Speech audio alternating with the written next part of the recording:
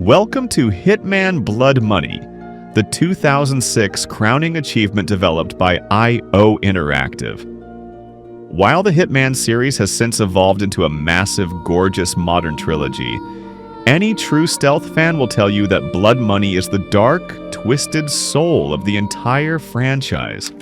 It was the game that took a clunky, experimental stealth series and perfected the murder sandbox. So, fast-forwarding to today, does Blood Money still hold the crown as the ultimate assassination simulator, or has modern technology left it in the dust?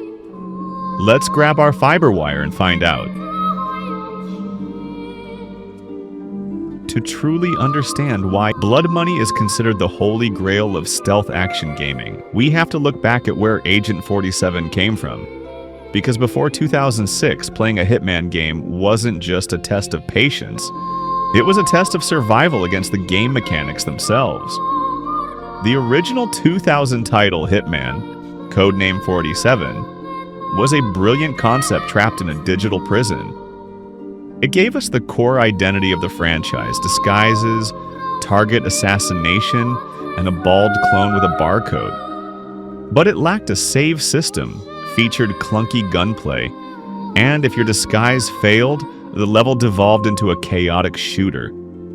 It was a rough draft, a masterpiece in theory, a nightmare in practice. Then came Silent Assassin and Contracts. These games laid down the holy laws of the franchise, introducing the coveted Silent Assassin rating and proper stealth mechanics. But let's be honest with ourselves. The stealth engine in these games was deeply paranoid. The NPC AI was so twitchy that merely walking slightly too fast past a guard in the wrong uniform would cause the entire map to open fire on you. It was less about creative problem solving and more about walking on eggshells. And that brings us to Blood Money. Where the earlier games felt restrictive and claustrophobic, Blood Money felt liberating. The levels before this were dark, gritty, and heavily linear. Blood Money took us to sunny California suburbs, a crowded Mardi Gras celebration in New Orleans, and a high society Christmas party in the Rocky Mountains. It took the punishing, unforgiving blueprint of the early 2000s and refined it into pure, unadulterated gameplay gold. It didn't just iterate on the games that came before it. Before Blood Money, stealth games were mostly about hiding in shadows, memorizing guard patrol routes, and staying out of sight. IO Interactive looked at that and said, "What if you hide in plain sight instead?" This game perfected the social stealth mechanic. The moment you steal a guard's uniform, a waiter's apron, or a caterer's jacket, the entire level opens up to you. You aren't breaking into a fortress, you're an invited guest, as long as you act like you belong. But the real stroke of genius that separates Blood Money from its predecessors is the introduction of the accident system. In older games, you usually had to shoot your target or strangle them. In Blood Money, the world itself is a death trap. You can push a target over a balcony, poison their drink, rig a barbecue grill to explode, or replace a fake prop gun in an opera rehearsal with a real loaded World War II pistol. The game rewards you for creativity. If you pull off a hit using an accident, the guards don't even realize a crime has been committed. They just wrap up the body, call the ambulance, and let you walk right past them. Achieving the coveted Silent Assassin rating by leaving absolutely zero evidence behind is one of the most satisfying feelings in all of gaming. Another reason Blood Money feels so legendary today is its sheer variety in level design. Modern games love to give you massive, bloated open worlds that feel empty. Blood Money gives you 12 tightly packed, distinct, highly detailed sandboxes. Every single level has an entirely different vibe, atmosphere, and strategic layout. The replay value is off the charts. You can play the same level 5 times and discover a completely different route, a new disguise, or a totally bizarre way to eliminate your target. It respects your intelligence by giving you the target and the tools, and then stepping back to let you cook. Blood Money drips with a cynical, dark comedy atmosphere. It leans heavily into a gritty, early 2000s noir aesthetic, framed by a brilliant narrative structure where a wheelchair-bound former FBI director recounts Agent 47's past hits to a journalist. To make your actions feel like they have weight, the game introduced the notoriety system. If you go into a mission guns blazing, get caught on security cameras, and leave witnesses alive, your notoriety meter spikes. In the next level, the world reacts. You'll see a newspaper article detailing your gruesome crimes, and guards will start recognizing you even through your disguises.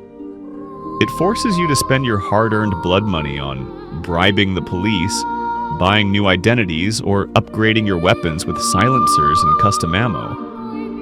It wraps the entire campaign together in a way that makes you feel like a ghost trying to stay ahead of the law.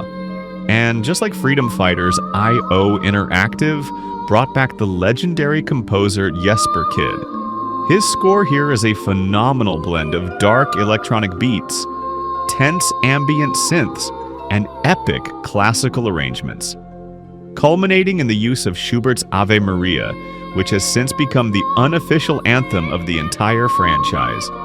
Let's look past the nostalgia for a second. If you boot up Blood Money today on PC or modern consoles via HD collections, it's going to show its age. The control scheme is distinctly mid-2000s. The movement can feel a bit stiff, the menu navigation for inventory is clunky, and gunplay, if things go wrong, feels loose and awkward compared to modern third-person shooters, and the guard AI can sometimes be hilariously unpredictable.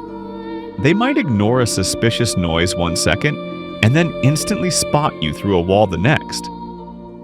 But despite those retro quirks, the core loop is absolutely timeless. Because the game focuses entirely on player freedom and puzzle-like level design rather than cinematic hand-holding, it feels incredibly liberating to play today.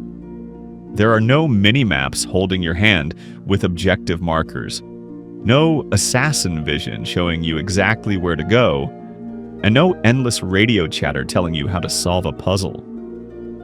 You have to use your own eyes, your own brain, and your own intuition. And that is why Hitman Blood Money remains an absolute titan of the stealth genre. It took a brilliant concept and executed it flawlessly, setting a gold standard that games are still trying to live up to today. But I want to know what you guys think. What is your absolute favorite hit in this game? Was it ruining the suburban birthday party, or did you drop a chandelier on someone at the Paris Opera? Let me know down in the comments. I love reading your favorite stealth stories. If this look back at the glory days of Agent 47 brought back some great gaming memories, please smash that like button. It really helps beat the algorithm and gets this video out to more classic gaming fans. If you want more in-depth reviews, retrospectives, and deep dives into the titles that shaped our gaming lives, hit subscribe and ring that notification bell so you never miss a hit. A huge thank you to all the channel members for keeping the lights on around here. Until next time, execute the contract, leave no trace, and I'll see you in the next video.